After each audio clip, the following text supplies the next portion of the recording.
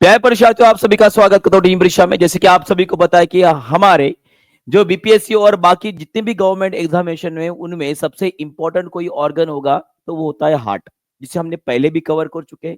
Second number पे होता है हमारा लीवर, जिसे भी हमने पढ़ चुके हैं।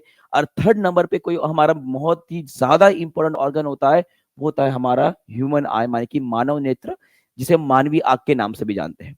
मानव नेत्र को हम दो पार्ट में पढ़ने वाले, तो आज हम पहला पार्ट में क्या कवर करने वाले वो देखेंगे, और सेकंड पार्ट में क्या आने वाला है वो भी मैं आपको बताऊंगा। तो आखिर तक बने रहेगा, ये वीडियो आपके लिए बहुत ही ज्यादा इंपॉर्टेंट रहेगा। यहाँ पे जो भी इंपॉर्टेंट टॉपिक से जो भी कंसेप्ट हो आपको मैं बताने वाला, और साथ में हम पढ़ेंगे हमारे बहुत ही ज्यादा इंपॉर्टेंट ऐसे पॉइंट्स जिसके ऊपर मैक्सिमम 99.99% क्वेश्चन आते ही है। ठीक है, तो बने रहेगा। तो सबसे पहले हम देखते कि मानवीय आंख क्या है। प्रकृति ने हमें, मानव को या किसी भी जानवर को दिया गया है एक बहुत ही अच्छा, एक बहुत ही प्यारा सा गिफ्ट है, वो है हमारी मानवीय आंख। जिसको आंखें नहीं होती है उनको पूछेगा कि आंख ना होने का दर्द क्या होता है। अगर आपके पास आंख है तो खुद को खुद खुद जो है वो अच्छा नसीब वाले मानिएगा, क्योंकि आप दुनिया को देख पाते हो। पर ये देखने का काम होता कैसे है, ये भी तो हमारे लिए इंपॉर्टेंट है, क्योंकि देखने के बाद हमें एग्जामिनेशन में लिखना भी तो होता है। तो कौन से पॉइंट है यहां पर सभी लोग ध्यान देंगे।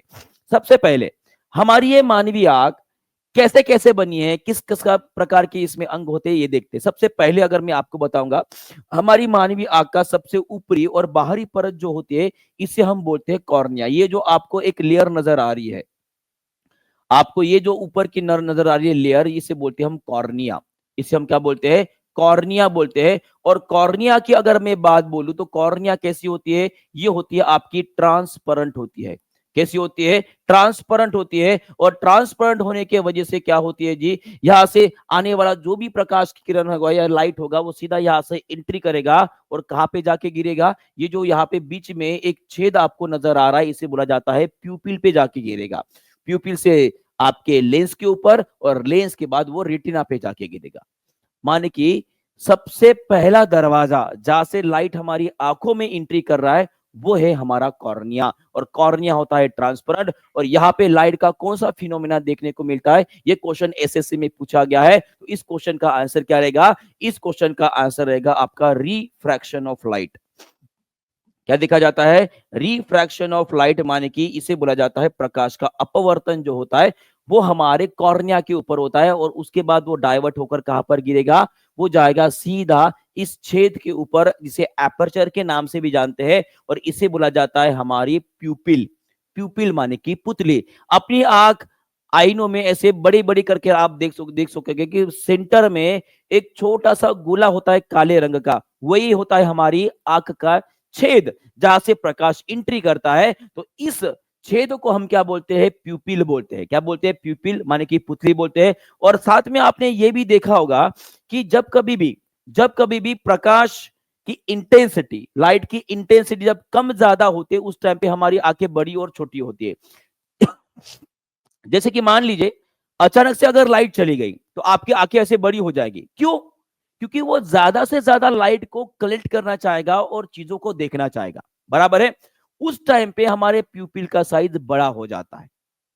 और वही अगर सूरज की तरफ मॉर्निंग में उठकर ऐसे देखोगे तो आपको नजर आएगा कि आपकी छोटी आंखें जो है छोटी छोटी नजर छोटी छोटी हो जाती है। और साथ में जो प्यूपिल का साइज होता है, जिसे हम पुतली बोलते हैं, उसका भी आकार छोटा हो जाता है, क्योंकि ज्यादा लाइट अगर हमारे आंखों में प्रवेश कर गया तो उसकी वजह से रेटिना और लेंस डैमेज हो सकता है, बराबर है। तो ऑब्वियस है, प्रकाश की एंट्री देने का काम कौन कर रहा है, प्यूपिल कर रहा है। पर प्यूपिल का कम ज्यादा होना, ये किसके वजह से हो रहा है।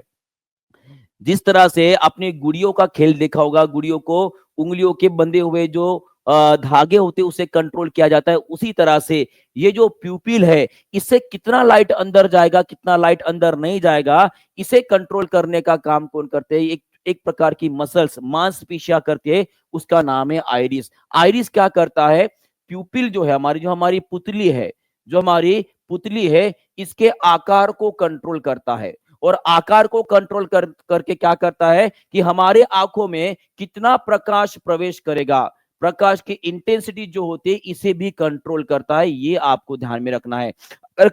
अगर कभी क्वेश्चन पूछा जाए, आपके एग्जामिनेशन में आता है कि प्रकाश की इंटेंसिटी या लाइट की इंटेंसिटी जो हमारे ह्यूमन आई में एंट्री कर रही है, उसे कंट्रोल करने का काम कौन करता है, तो उसका आंसर आपका आइरिस रहेगा। क्या रहेगा? आइरिस रहेगा। और जिस तरह से कैमरे का शटर होता है, जिस तरह से कैमरे का शटर होता है, उसी तरह से हमारी मानवीय आंख का शटर कौन है? वो है हमारा आइरिस। कौन है? हमारा आइरिस। यहां तक क्लियर है? चलिए, बहुत बढ़िया। उसके बाद कॉर्निया से होकर प्रकाश ने एंट्री की किस पे? प्यूपिल में। प्यूपिल से होकर किस पे जाएगा? आपके जाएगा इसके ऊपर, जिसे बोलेंगे हम लेंस। क्या बोलेंगे? लेंस। तो लेंस के ऊपर जो है बहुत ही ज्यादा इंपॉर्टेंट क्वेश्चन पूछे जाते हैं। तो यहां पर आपको ध्यान में रखना है, अगर मैं लेंस की बात कर रहा हूं तो हमारे मानवीय आंख में कौन सा लेंस होता है? सबसे पहला क्वेश्चन तो उसका आंसर रहेगा हमारा रहेगा कॉन्वेक्स लेंस। कौन सा रहेगा? कॉन्वेक्स लेंस रहेगा, जिसे हम बोलेंगे उत्तल लेंस। क्या बोलेंगे जी? उसे उत्तल लेंस के नाम से जाना जाएगा। और हमने पढ़े हैं और आपने अक्सर सुना भी होगा कि हमारी मानवीय आंख में बनने वाला जो प्रतिबिंब होता है, वो कैसे होता है जी? वो उल्टा होता है। कैसे होता है? उल्टा होता है। सर उल्टा क्यों बनता है? ये भी तो सवाल बनता है। सवाल का उत्तर आपको यहाँ पे मिलेगा, क्योंकि हमने पढ़े हैं लेंस में कि जो कॉन्वेक्स लेंस होता है, जो उत्तल लेंस होता है, उसके द्वारा बनाया गया प्रतिबिंब कैसे होता है जी? वो होता है आपका वास्तविक होता है। कैसे होता है? वास्तविक होता है और उल्टा होता है। और इसीलिए हमारे ह्यूमन आई के रेटिना पर बनने वाला जो प्रतिबिंब रहेगा किसी भी वस्तु का, वो हमेशा कैसे बनता है? उल्टा बनता है। कैसे बनता है? उल्टा बनता है। और उसी तरह से आपको यह भी याद रखना है कि ये जो हमारा कॉन्वेक्स लेंस है, इसे कंट्रोल कौन करता है? अब देखो, ये हवा में तो बंधा नहीं रहेगा, है ना? इसे भी कोई ना कोई मांसपेशियां जुड़ी हुई रहेंगी, बराबर है। और इसी मांसपेशियों को बोला जाता है सिलरी मसल्स। ये जो आपको ऑरेंज कलर पे यहाँ पे नजर आ रहे हैं ना, इनको बोला जाता है सिलरी मसल। यहाँ पे नाम भी लिखा है सिलरी मसल्स। सिलरी मांसपेशियां जो होती है, ये इसको कंट्रोल करते हैं, माने कि छोटा बड़ा या आगे पीछे करने का काम करती है। तो इतनी सारी बातें हमने आज पढ़े हैं, जो हमारे लिए बहुत ही ज्यादा इंपॉर्टेंट रहने के लिए। ये क्लियर है सभी को? ये क्लियर है? तो आगे के पार्ट में हम क्या पढ़ने वाले हैं? आगे के पार्ट में हम पढ़ेंगे कि किस तरह से प्रकाश हमारे लेंस से गुजरते हुए हमारे रेटिना के ऊपर गिरता है, और रेटिना में ऐसे कौन सी कोशिकाएं होती है जो हमें रंगी बिरंगी दुनिया और रात के अंधेरे में भी देखने को मदद करती है। तो ये देखेंगे हम सेकंड पार्ट में। ये फर्स्ट पार्ट आपको समझ में आ गया होगा। और इसी तरह के अगर आपको और इंफॉर्मेटिव वीडियो चाहिए तो आप जरूर कमेंट बॉक्स में लिखेंगे कौन से टॉपिक पे लिखना है या बनाना है, ये भी मुझे आज जरूर बता देंगे। और साथ ही साथ अगर आपको ये वीडियो और ये इंफॉर्मेशन पसंद आ रही है तो लाइक शेयर जरूर कर दीजिएगा, और जो नए बच्चे दिख रहे हैं वो सब्सक्राइब भी जरूर कर दीजिएगा। Thank you very much.